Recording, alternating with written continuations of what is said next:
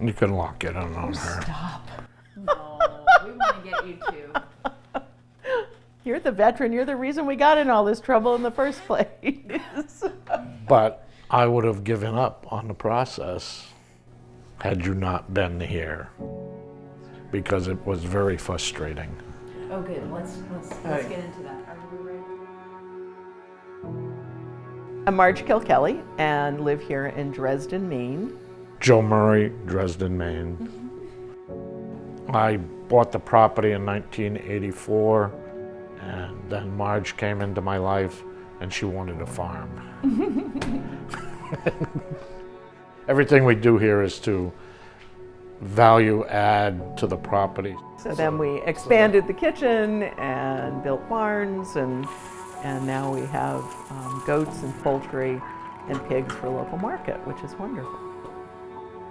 My husband served in the Navy and had never made use of his veterans housing benefit, veterans mortgage benefit.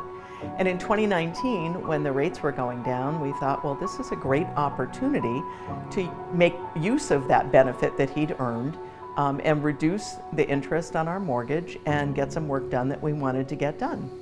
So we applied for a VA loan and had gone through the process over the course of many weeks. We were so far into the process that we'd even gotten a thank you from the Veterans United folks for completing our mortgage process. So, I mean, we were really ready and waiting for closing.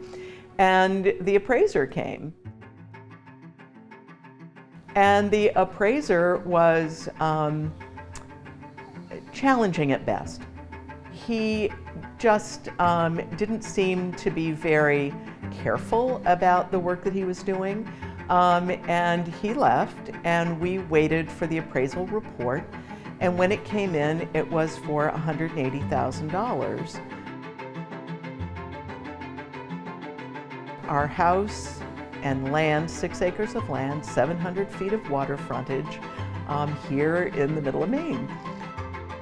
It was less than the house had ever been appraised for before. And as we looked at the appraisal, there were many factual errors in the appraisal. None of the comps included waterfront. It says we have a fireplace, and we don't. It says that we have oil heat, and we don't. And it just goes on and on and on with all of the errors. And so the lender got in touch with the appraiser. They redid it and increased it to $190,000, which was still not reasonable. We were in touch with some realtor friends who all agreed that this was a ridiculously low figure. And we appealed directly to the VA, and they said, well, we'll do a field review. And in my mind, a field review means somebody is going to come here and look and determine if that appraisal was correct.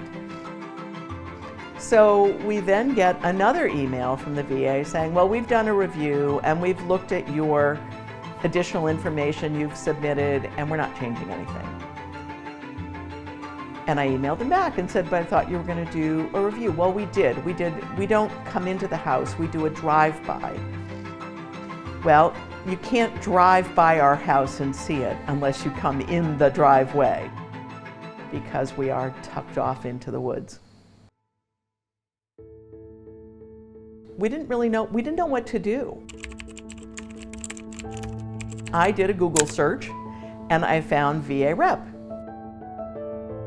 And I called this office in California on a whim and just said, my husband's a Navy veteran, we've been trying to get a refi, I don't know what to do, we're being denied.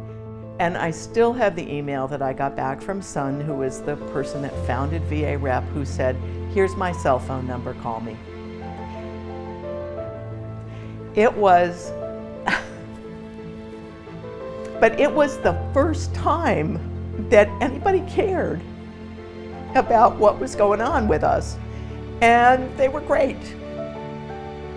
We got answers. He got us in touch with another person who called us back one night and just walked us through the process. This is what you need to do. This is how you need to do it. We decided we could start over because we knew somebody had our back. Our first appraisal, as I said, was $180,000. Our second appraisal about a year later was 340. And we were able to, go through with the mortgage the way we wanted to. The only benefit that veterans have that does not have a VSO is housing. It was like, this has to change. And the only game in town is VAREP, and they're wonderful. And they really should be the VSO for housing for veterans.